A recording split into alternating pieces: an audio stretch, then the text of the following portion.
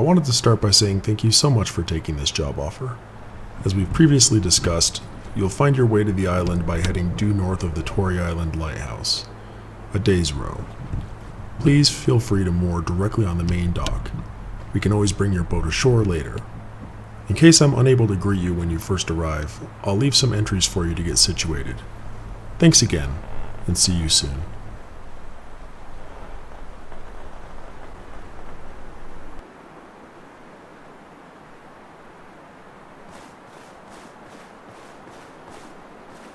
Journal entry number 1. I arrived in the midst of darkness, worried that I'd have to sleep on the sands to not wake the recruiter. Surprisingly, as I took my last few rows, I suddenly saw that she was standing there, tall and alert, in a cloak with a rose pin fastener. She was smiling, right there on the dock as I rode in, the moonlight reflecting off of her bright blue eyes as she welcomed me ashore. Her long red hair creeped out from the sides of her hood, dangling down her shoulders. She began tying one end of a rope to a dock cleat, and tossed me the other end as she introduced herself as Darug, then beckoned me up to the island house just up the path to drop off my belongings. I somehow immediately felt welcome.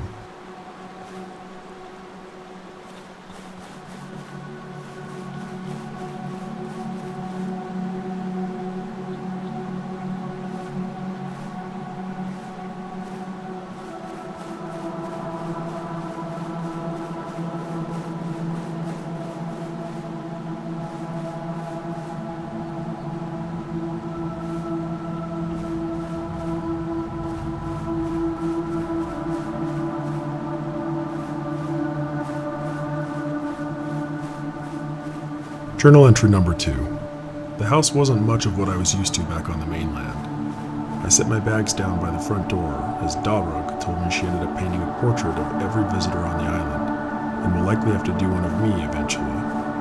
I just chuckled. She said she does it not to just pass the time, but to also make things last forever. Before I could even fully explore the house, she insisted on giving me a quick night tour of the island. Though I mentioned my exhaustion, she was persuasive, assuring me that I'd have plenty of time for sleep in the days to come. I felt somehow empowered by her words, and reluctantly agreed. She handed me an apple, saying, "Here, snack on this," to replenish my energy. The first thing she wanted to show me was a small mountain range just up the path from the house, which we'd find after recklessly wandering through some type of canyon maze.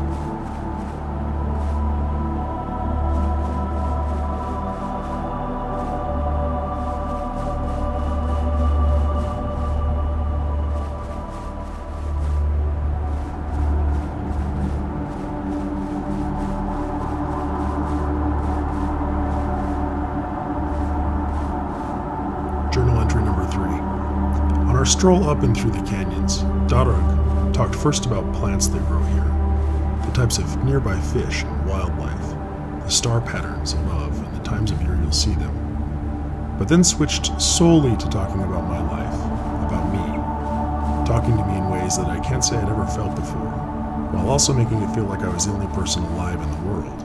She seemed to know and understand me, after only just meeting me. I'd hardly noticed the dark, winding paths we were walking until we finally arrived at the first stop. There sat a large circular stone assembly. It was candlelit, It looked almost ritualistic, and Darug could sense that I felt uneasy about the place, likely also noticing me patting my dagger with my left hand to make sure I still had it with me. She stepped up into the center of the circle and looked back down at me, with her pale hand outstretched, adorned in pristine relics. The clever moon was sneaking in to reflect off of her eyes again. I stared at her for a moment, and I could not resist the invitation.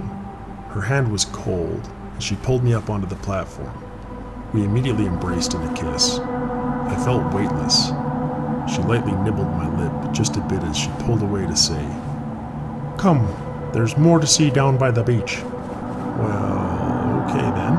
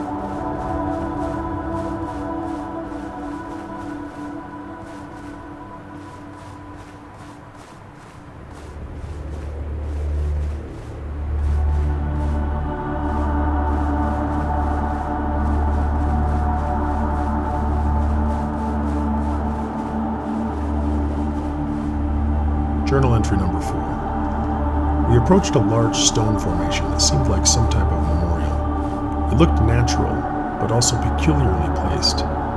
Darug told me a legend about the rocks, and that they predated the oldest documented druids in the region, and had some tale to go along with them. She walked around a flat horizontal stone in the center, with her fingertips lightly tracing the surface, still talking to me. Her other hand pulled her hood down, letting her hair flow out, then unclasped her brooch, letting her cloak collapse to the ground. She stood there, fully bare, with a lunar glow off of her skin. She stared at me again. She wasn't smiling this time. I was unable to act for myself, and my body seemed paralyzed, but somehow having full motion, as I found myself laying on top of her. An unfamiliar and otherworldly energy surged through me as we made love while the waves crashed nearby. When we were done, I felt a cool stream of blood dripping down my chest. I figured I must have been caught up in the moment and didn't realize I had cut myself. I put my clothes back on and held Dalrug's hand as we walked towards the forest. Journal entry number 5. We stopped at a bench in the middle of a forest and I took a seat. Dalrug started painting a portrait of me. I can't say exactly how long it took, but she was done exceptionally fast. I definitely looked messier in real life than how she portrayed me. And though I know I'd only just met Darug moments ago, I was feeling like I'd known her for ages. Memories of hers from years past were somehow a part of me now. I felt the passion, the excitement, desire, and the pain that she had felt. Like I was somehow becoming connected to her essence. She sat down next to me, laid her head on my shoulder, and softly slid her hand on my thigh. After a moment, she tilted her head up to say, "We've got one more place to go before the tour's done and dusted. And the thing is, I've got an offer to make you," she said. She told me the offer was to connect ourselves eternally, that a ceremony would take place, it would be quick and easy, but that I didn't have to decide just yet. This was starting to get overwhelming, but for an unexplained reason it also made sense. "Come, let's go," she told me as she ushered me towards the next area. "You'll love it."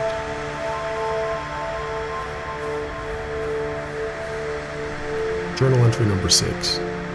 My heart was starting to have a strange rhythm, feeling semi-sluggish as we approached the inner area of some jagged rocks.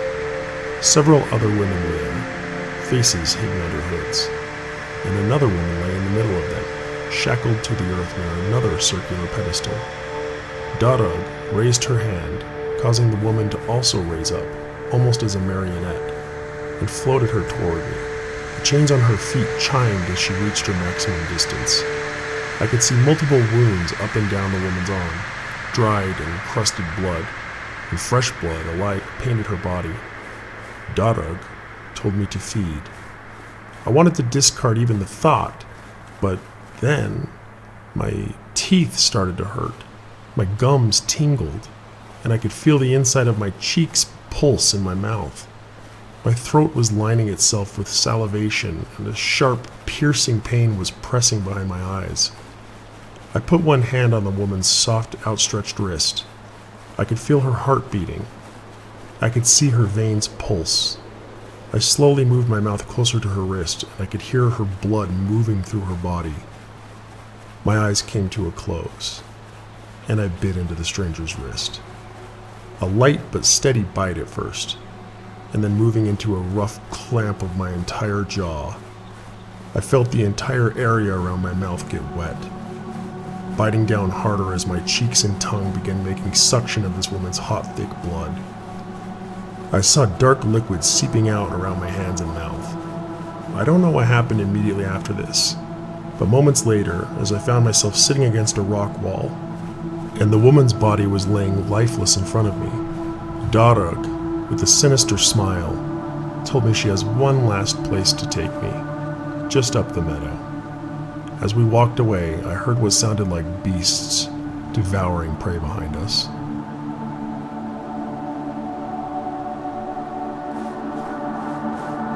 Journal entry number 7. As you've come this far, you've no doubt figured out where or what I am now. A prisoner of the night, under the moon's chain that binds me.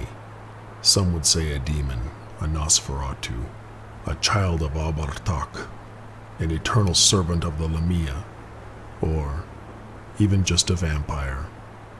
Darug had given me the choice between death and undeath, an immediate end to my previous story, or the start of one to last forevermore. As you've probably guessed, the job you've signed up for is not exactly a job. Apologies for the deception. By the time you read this, some of us will most definitely be standing next to you. Don't be alarmed, however. We've only come to make you an offer.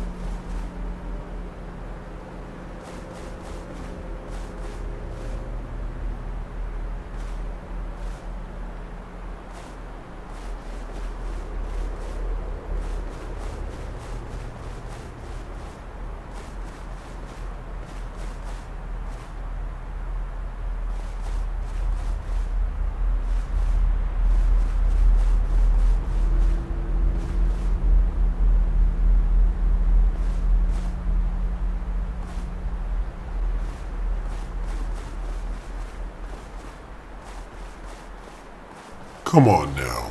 You don't really think this is going to work, do you?